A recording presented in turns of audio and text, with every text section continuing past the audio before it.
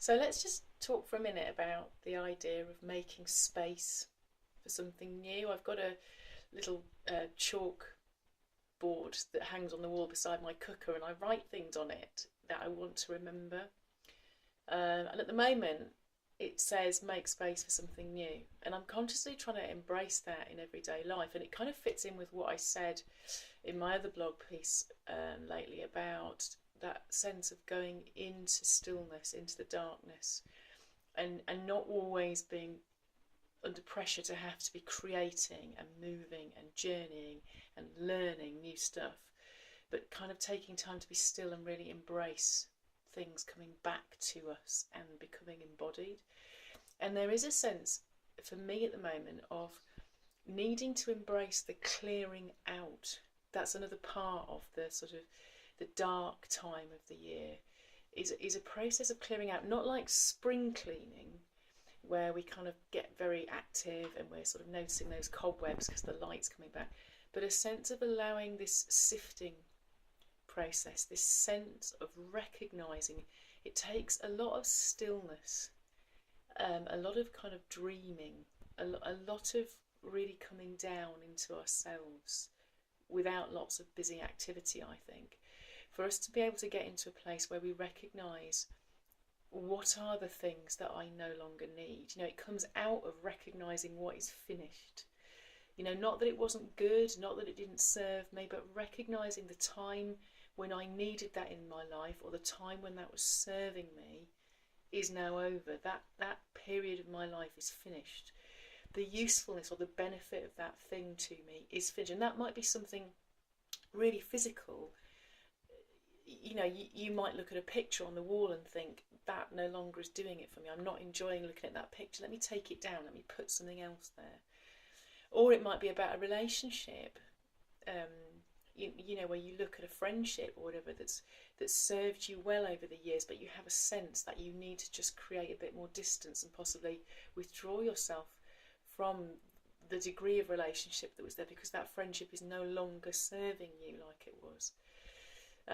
Or it might be about where you live, or it could be all sorts of things, but there is a sense in which we have to embrace the death of things, just like in nature, you know, where everything goes back to ground.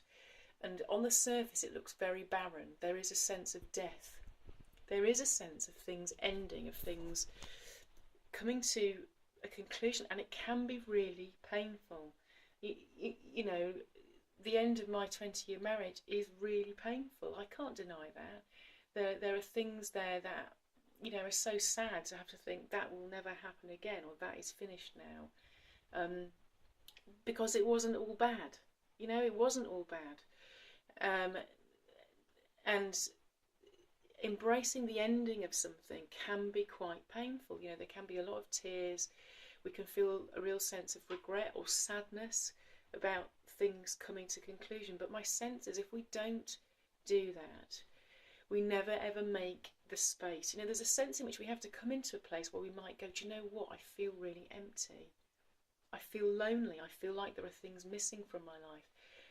That is the state that we need to be in sometimes in order to bring something new in. If we're full up with stuff, some of which may be a bit stale, you know, not the best that we're really wanting, that we're really longing for, it may no longer be our heart's desire. It may no longer be bringing us joy, but we're kind of clinging on to it because it's like, well, if I let go of that, what have I got? That's the best I can do. That's all I've got. That's all I can hope for. And we know it's not really meeting our needs. It's not really bringing us joy anymore, but we're scared to let go.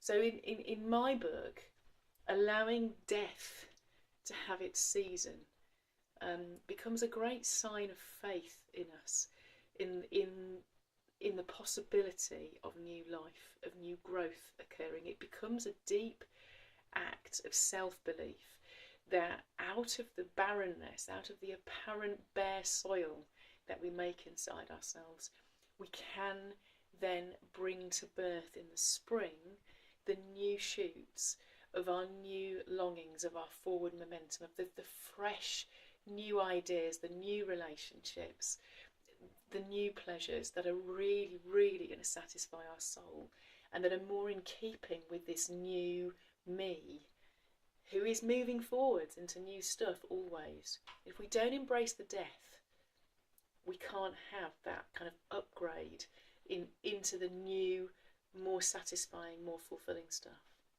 Okay, take care. Bye.